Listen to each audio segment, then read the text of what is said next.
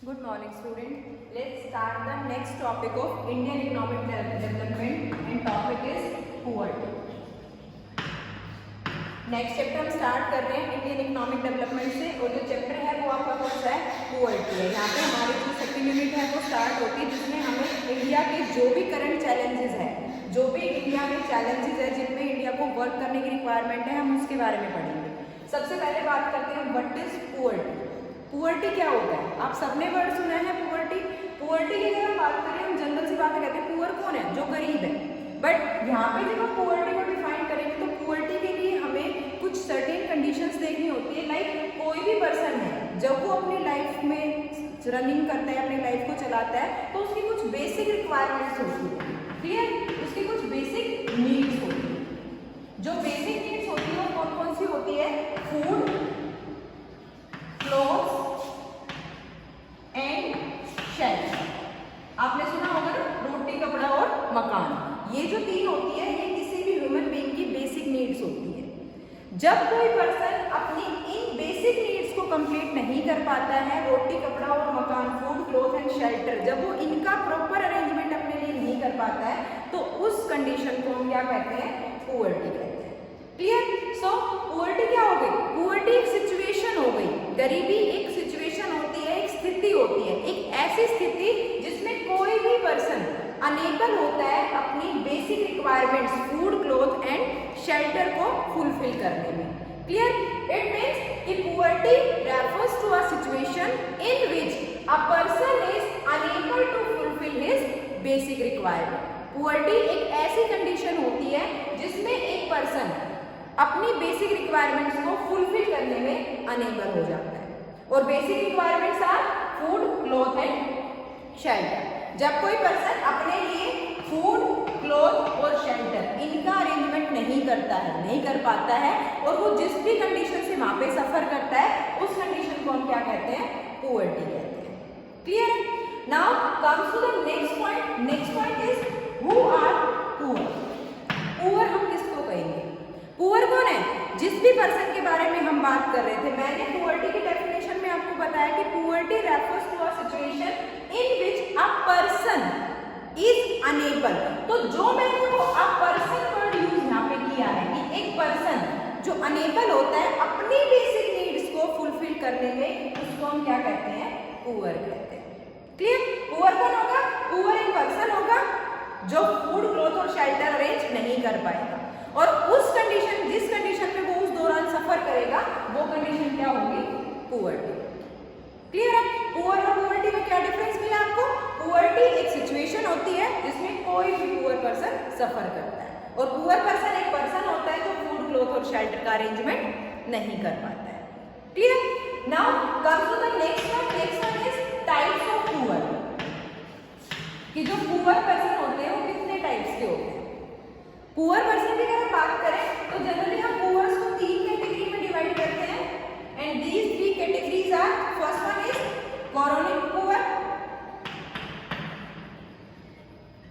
Second one is transit poor, and last one is never poor. Clear है? There are really three types of poor, and these three types are chronic poor, transit poor, never poor. जो chronic poor होते हैं, chronic poor हमारे वो person होते हैं जो generally poverty की सिचुएशन में रहते हैं। ऐसे लोग जो परमानेंट पुअर्टी को फेस करते हैं, ऑलवेज पुअर, जो हमेशा पुअर रहते हैं, जो पूरे अकाउंटिंग ईयर के दौरान 1 अप्रैल से 31 मार्च के दौरान जो लोग बिल्कुल ही अपने लिए फूड, क्लॉथ और शेल्टर का प्रबंध या उनका मैनेजमेंट नहीं कर पाते हैं, तो उसको हम क्या कहते हैं? Chronic poor. ऑलवेज पुअर रहते हैं, हमेशा पुअर्टी में ही रहते हैं, कभी भी पुअर्टी से ऊपर नहीं जाते, हमेशा बीपीएल में रहते हैं, बिलो पुअर्टी लाइन रहते हैं। जबकि ट्रांजिट पुअर, ट्रांजिट पुअर जो होता है, इसका जो दूसरा नाम होता है वो क्या होता है? Occasionally poor. ठीक है? ओकेजनल पुअर होता है। ओकेजनल पुअर मतलब जो कभी पुअर्टी में रहते हैं, कभी नॉन पुअर रहते हैं। इनका क्या होता है कि ये दोनों कंडीशंस से सफर करते हैं, पुअर भी होते हैं और नॉन पुअर भी होते हैं। इट मींस ये सीजनल पुअर हम इनको कह सकते हैं, जो सीजनल वर्कर्स होते हैं, कि जब उनके जो भी ऑक्यूपेशन वो लेते हैं, तो उस ऑक्यूपेशन का जब सीजन होता है तो उनके पास इनकम जनरेशन होता है, तो वो पुअर नहीं होते हैं। जैसे ही वो सीजन ओवर इनकम सोर्स खत्म हो जाता है तो वो फिर पुअर्टी में आ जाते हैं। तो ऐसे जो पुअर होते हैं उनको हम ट्रांजिएंट पुअर कहते हैं, जो दोनों कंडीशंस में होते हैं, पुअर भी होते हैं, नॉन पुअर भी होते हैं। कभी पुअर्टी में आ जाते हैं, कभी पुअर्टी से ऊपर उठ जाते हैं, उनको हम क्या कहते हैं, ट्रांजिएंट पुअर कहते हैं। Now as name suggest never poor, never poor का मतलब क्या होता है, जो नॉन पुअर होते हैं, जो हमेशा इस कंडीशन में आते हैं, हमेशा नॉन पुअर्टी में आते हैं, वो हमारे कौन से होते हैं, नेवर पुअर होते हैं। इन्होंने, ये लोग ऐसे होते हैं कि ये रेगुलर वर्कर्स होते हैं, जिनके पास रेगुलर कोई काम होता है, कोई जॉब होल्डर होते हैं, जिनके पास रेगुलरली उनकी सैलरी या उनके पास इनकम जनरेट होती रहती है और ये कभी भी पुअर्टी की कंडीशन में नहीं आते हैं, उनको हम क्या कहते हैं, नेवर पुअर कहते हैं। Clear? There are three types of poor.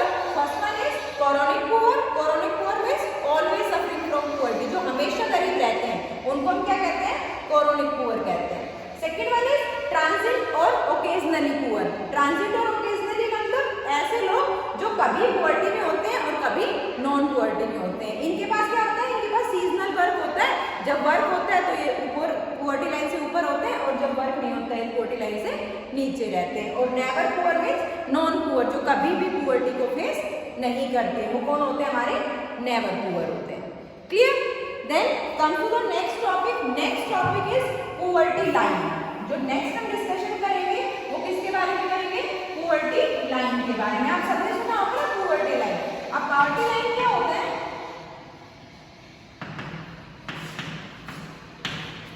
Poverty line means एक कट पॉइंट होता है. पावर्टी लाइन के जैसे हम बताएंगे तो ये क्या होता है, ये कट ऑफ पॉइंट होता है. क्लियर? एक कट ऑफ पॉइंट जो लोगों को दो कैटेगरी में डिवाइड करता है, जो लोगों को दो कैटेगरी में डिवाइड करता है. और दो कैटेगरी कौन कौन सी होती है, पुअर एंड नॉन पुअर. जो पुअर होते हैं उसको किस कैटेगरी में ले जाते हैं, बीपीएल में. और जो नॉन पुअर होते हैं उसको किस में ले जाते हैं, APL. BPL stand for below poverty line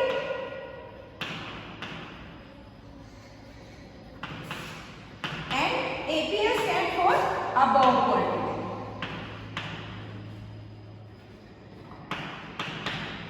Clear? ये हमारा poverty line होता है. poverty line means poverty line refers to the that cut off point which divides people into two parts and two parts are poor and non poor. Poverty line क्या हो गया, एक line हो गई. ठीक है, ये जो लाइन है ये क्या है हमारी, ये हमारी पोवर्टी लाइन है. और ये जो लाइन है ये लोगों को दो कैटेगरी में डिवाइड करेगी. जो गरीबी में आते हैं वो इससे नीचे जाएंगे और जो गरीबी में नहीं आते वो इससे ऊपर जाएंगे. जो हमारे इस पॉइंट पे आएंगे उनको हम किससे डिनोट करते हैं, बीपीएल से, बिलो पोवर्टी लाइन. और जो इससे ऊपर आते हैं उसको किससे डिनोट करते हैं, एपीएल से, अबव पोवर्टी लाइन. जो बीपीएल में आते हैं वो लोग होते हैं जो अपने लिए टाइमली फूड, क्लॉथ और शेल्टर का अरेंजमेंट नहीं कर पाते हैं. और जो एपीएल में आते हैं वो टाइमली अपने लिए अपनी बेसिक रिक्वायरमेंट्स को कंप्लीट कर पाते हैं. मोस्ट इंपोर्टेंट टॉपिक है, 1 मार्क क्वेश्चन आपको यहाँ से निकल के आता है, पोवर्टी लाइन क्या होती है. तो आपको इन्हीं पॉइंट्स को इसमें बताना है. Poverty line is a cut off point which divides people into two parts, poor and non poor. जो पुअर है उनको हम बीपीएल में लेके जाएंगे और जो नॉन पुअर उनको हम एपीएल में लेके जाएंगे. क्लियर है? ये था आपका poverty line. Now comes to the next topic. Next topic is types of poverty. हमने इससे पहले पढ़ा था टाइप्स ऑफ पुअर, कि जो पुअर पीपल होते हैं वो कितने टाइप्स के होते हैं. उसमें हमने 3 कैटेगरी पढ़ी थी, chronic, transit and non poor. अब जो टॉपिक है वो है आपके types of poverty. Types of poverty की अगर बात करें तो यहाँ पे हमारे पास 2 टाइप्स ऑफ पोवर्टी होती है. और 2 टाइप्स ऑफ पोवर्टी आपकी कौन कौन सी होती है. First one is your relative poverty and second one is your absolute poverty. Here there are mainly 2 types of poverty, relative and absolute. Discuss करते हैं इसके बारे में. What is relative poverty? जो relative poverty है ये poverty का traditional measurement होता है. इसमें हम poverty को किससे डिफाइन करते हैं, by the caste of the person, by the region of the person, by the category of the person. इसमें क्या होता है कि इसमें हम किसी भी चीज से हम गरीब किसको मानते हैं, जिसकी इनकम कम होती है। अभी तो हम ऐसा ही देखते हैं, बट जो ट्रेडिशनल टाइम था उसमें गरीब किसको माना जाता था? जो लोअर कास्ट का होता था।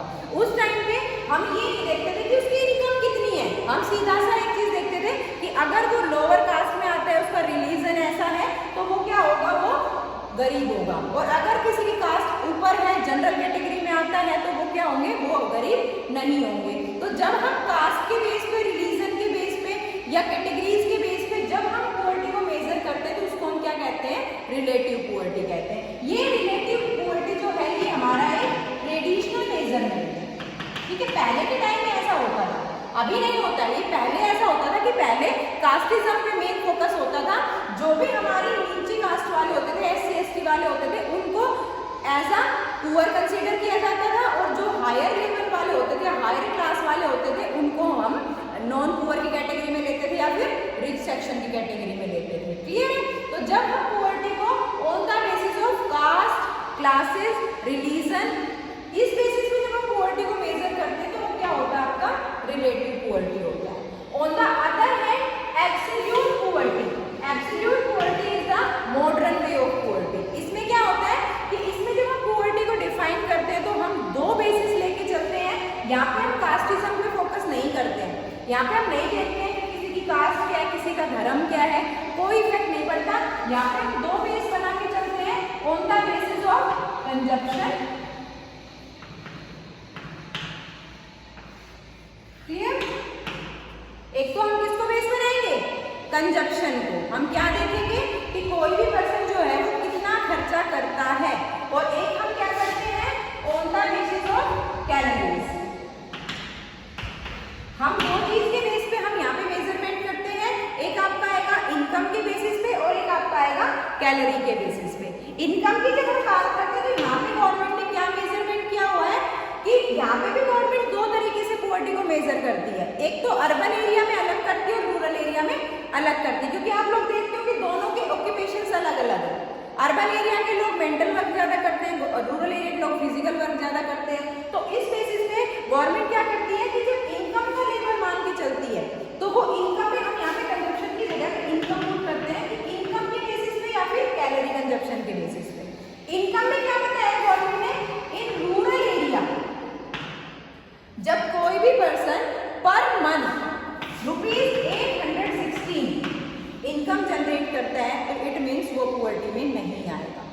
पर मंथ मैंने आपको क्या बताया है, और पर पर्सन। आपको ये चीज याद रखनी है। इट मीन्स कि अगर किसी की फैमिली में 5 मेंबर्स हैं, तो अगर उसकी मंथली जो इनकम है वो कितनी होनी चाहिए? 816 multiply by 5 which is equals to ₹4080। अगर किसी पर्सन की गांव में इनकम पर मंथ 5 फैमिली वाली परिवार में अगर इतनी है 5 मेंबर्स में, तो इट मीन्स कि वो पुअर्टी में नहीं आएगा। अगर इससे बिलो जाता है, यहाँ पे अगर वो 700 रुपए पर मंथ पर पर्सन कमाता है, तो उसको हम BPL में लेंगे। और अगर वो ₹816 पर मंथ पर पर्सन अगर वो इनकम इतनी जनरेट करता है, तो उसको हम फिर पुअर्टी में इंक्लूड नहीं करेंगे। वो हमारा किस में जाएगा? APL में जाएगा। ये तो है हमारा रूरल एरिया का।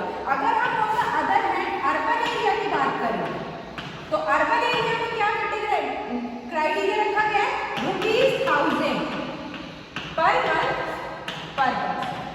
जो अर्बन एरिया है उसमें एक इंसान के पास कितनी इनकम होनी चाहिए? ₹1000 पर मंथ। अगर ₹1000 जो पर मंथ इनकम कमाता है, तो इट मीन्स वो अपने लिए फूड, क्लॉथ और शेल्टर का अरेंजमेंट कर सकता है। तो ऐसी कंडीशन में अगर 5 मेंबर्स है फैमिली में, तो 5000 अगर मंथली इनकम है, तो इट मीन्स कि उसको हम पुअर्टी में इंक्लूड नहीं करेंगे। और अगर इससे बिलो है, तो उसको हम पुअर्टी में इंक्लूड करेंगे। क्लियर? ये तो था इनकम बेस पे। अगर इस हिसाब से इनकम है, तो बता देगी गवर्नमेंट कि 816 रुपए गांव का पर्सन कमा रहा है और 1000 रुपए शहर का पर्सन कमा रहा है, तो इट मीन्स वो बिलो द पुअर्टी लाइन नहीं आएगा, वो अबव द पुअर्टी लाइन आएगा। और अगर हम कैलोरी कंजप्शन की बात करें, कैलोरी कंजप्शन मतलब वो कितना फूड, कितनी कैलोरी पर ईयर या पर डे वो कंज्यूम करता है। तो जो रूरल एरिया है, रूरल एरिया में एक पर्सन को पर डे 2400 कैलोरी की रिक्वायरमेंट होती है। क्लियर है? अगर person per day 2400 calorie consume करता है, तो वो पुअर्टी में नहीं आएगा। अगर इससे कम कंजप्शन करता है, तो हमारा पुअर्टी में आएगा। जबकि इन अर्बन एरिया जो कैलोरी कंजप्शन का लेवल कितना है 2100 कैलोरी, यहाँ पे हमारा रूरल एरिया का ज्यादा है और अर्बन एरिया का कम है। और इसका जो रीजन है वो क्या है कि रूरल एरिया के लोग जो है वो फिजिकल वर्क ज्यादा करते हैं और कंजप्शन कैलोरी की रिक्वायरमेंट उनको ज्यादा होती है, क्योंकि कैलोरी उनकी मेहनत की वजह से ज्यादा बर्न होती है तो उनको रिक्वायरमेंट भी ज्यादा होती है। जबकि शहरों के लोग मेंटल वर्क ज्यादा करते हैं, हार्ड वर्क फिजिकल वर्क इतना नहीं होता है, तो जिस वजह से उनको कैलोरी की रिक्वायरमेंट कम होती है। तो कैलोरी का जो लेवल रखा है वो कितना रखा है, रूरल एरिया में 2400 कैलोरी और अर्बन एरिया में 2100 कैलोरी। तो जब हम इस बेसिस पे, ये हमारा एक एक्चुअल बेसिस हो गया, इसमें कहीं भी हमारी कास्ट या हमारा रिलीजन इफेक्ट नहीं हो रहा है। हम सीधा सी बात हम ये देखेंगे कि किसी भी कास्ट का पर्सन है अगर वो इतने पैसे कमाता है तो पुअर्टी में नहीं आएगा, या वो इतनी कैलोरी बर्न करता है तो पुअर्टी में नहीं आएगा। तो इसमें क्या है, इस पुअर्टी को क्या नाम देते हैं, एब्सोल्यूट पुअर्टी। ये बिल्कुल एक्चुअल मेजर है पुअर्टी का। इसमें हमने किसी की भी कास्ट के ऊपर, किसी की भी रिलीजन के ऊपर कोई भी फोकस नहीं किया, हमने एक्चुअल में देखा है कि कोई पर्सन कितना कमा रहा है और कितना खा रहा है, और उसी के बेसिस पे हम उसको बता रहे हैं कि वो पुअर है या फिर वो नॉन पुअर है। क्लियर है? This is your topic, types of poverty. Now comes to the next topic. Next topic is trends of poverty in India. Next topic is trends of poverty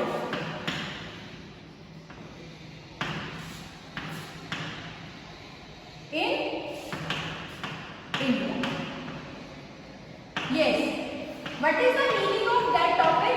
trends of poverty का मतलब क्या होता है कि आप देखते हैं हमारी कंट्री इंडिया है। अब इंडिया जो है, इंडिया क्या है, कंट्री क्या होती है, कॉम्बिनेशन ऑफ स्टेट्स होती है, स्टेट्स का कॉम्बिनेशन होती है। तो trends of poverty in India का मतलब क्या है कि स्टेट वाइज इंडिया में पुअर्टी का क्या रेट चल रहा है।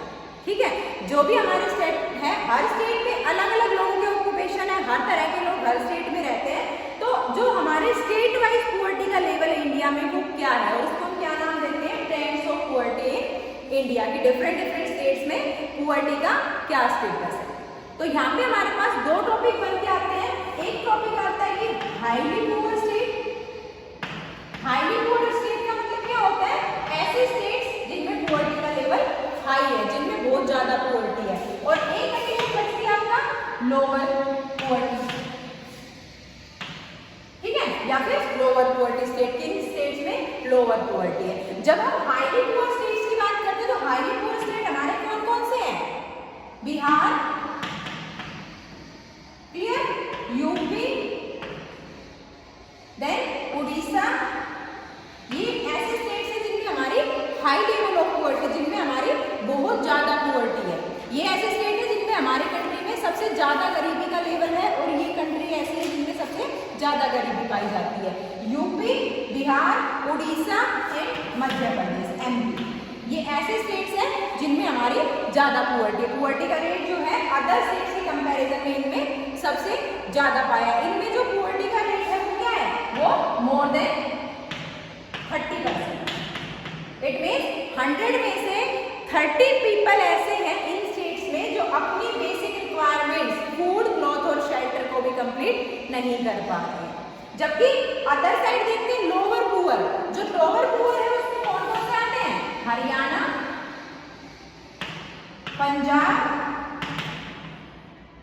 क्लियर, हरियाणा, पंजाब, हिमाचल प्रदेश, एचपी और अंडमान एंड निकोबार। जो हमारा अंडमान और निकोबार है, ये हमारे क्या है, ये हमारे ऐसे स्टेट्स हैं जिनमें हमारी जो पुअर्टी है वो क्या है, वो हमारी below 10%।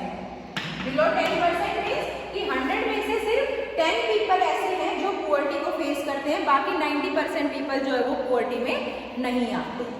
Clear? This is the topic of trends of poverty in India. Trends of poverty in India में हमें क्या बताना है, हमें स्टेट वाइज बताना है कि स्टेट वाइज इंडिया में पुअर्टी का क्या स्टेटस है। और यहाँ पे हम इस टॉपिक को 2 कैटेगरी में बताएंगे, एक हाईली पुअर और एक लोअर पुअर। ऐसे कौन कौन से स्टेट है जो हाईली पुअर है, और ऐसे कौन कौन से स्टेट है जिनमें पुअर्टी सबसे कम है। तो हाईली पुअर में हम किस किस को लेंगे, बिहार, यूपी, उड़ीसा और मध्य प्रदेश को। और इनमें जो पुअर्टी का लेवल है क्या है, मोर देन 30%। 30% से ज्यादा है। इवन बिहार में तो 35% के लगभग है। जबकि लोअर में हरियाणा, पंजाब, हिमाचल प्रदेश एंड अंडमान एंड निकोबार। और इनमें जो पुअर्टी का लेवल है वो क्या है, बिलो 10% है। Clear? Now come to the next topic. Next topic is effects of poverty. Come to the next topic. Next topic is effects of poverty. Poverty के क्या इफेक्ट होते हैं किसी भी कंट्री के ऊपर? जनरल टॉपिक है, हम अपनी लाइफ में भी इसको अप्लाई करके देख सकते हैं कि अगर हम पुअर हैं, अगर हम गरीब हैं या हम इतनी इनकम जनरेट नहीं कर पा रहे हैं कि जिससे हम अपनी बेसिक नीड्स को फुलफिल नहीं कर पाते हैं, तो उससे हमारे ऊपर क्या इफेक्ट पड़ेगा? अगर इंडिया में पुअर्टी ज्यादा है, इंडिया का जो करंट पुअर्टी रेट है कितना है? 21.9%। इट मीन्स अराउंड 22% है।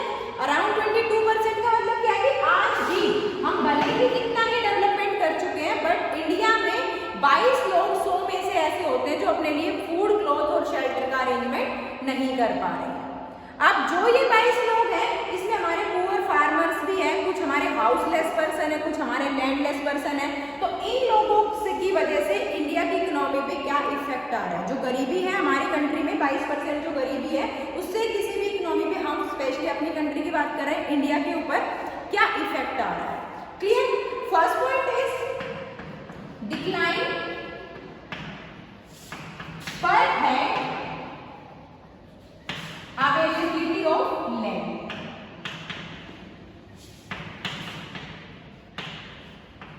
अब देखिए, इंडिया जो है, इस पॉइंट को अगर मैं डिफाइन करती हूँ, इंडिया जो है उसमें पॉपुलेशन कितनी है? 135 करोड़। इंडिया जो है पूरे वर्ल्ड का सेकंड लार्जेस्ट कंट्री है पॉपुलेशन को लेके। चाइना के पास सेकंड नंबर किसका आता है? इंडिया का आता है। तो इंडिया के पास पूरे वर्ल्ड की पॉपुलेशन जो है, अगर पूरे वर्ल्ड की पॉपुलेशन 100 है, अगर हम मान लेते हैं कि पूरे वर्ल्ड की पॉपुलेशन 100 है, तो 100 में से इंडिया के पास कितनी है? 18%। पूरे वर्ल्ड की पॉपुलेशन का इंडिया ने कितना कवर किया हुआ है? 18%। और इंडिया जो है सेकंड लार्जेस्ट कंट्री है पॉपुलेशन के बेस पे। जबकि इंडिया के पास जो लैंड एरिया है, इंडिया के पास, हम अपनी कंट्री का मैप देखते हैं ना, तो इंडिया के पास जो लैंड एरिया है वो पूरे वर्ल्ड का कितना है? 2% है। आप देखो, पूरे वर्ल्ड की पॉपुलेशन तो हमने कितनी ले रखी है? 18%। और एरिया कितना है? 2%। अब देखो, क्या आपको यहाँ पे कहीं डिसबैलेंस नजर नहीं आ रहा? आपको 2% एरिया मिला हुआ है और आपको उसमें कितनी पॉपुलेशन को रखना है? 18% को रखना है।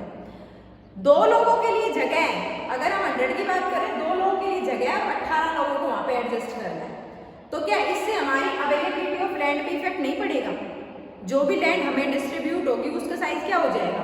कम हो जाएगा। तो ऐसी कंडीशन की वजह से जो पुअर्टी का इफेक्ट आ रहा है, क्या आ रहा है कि हर पर्सन को जो अवेलेबिलिटी ऑफ लैंड है वो क्या हो गई है? डिक्लाइन हो गई है, कम हो गई है।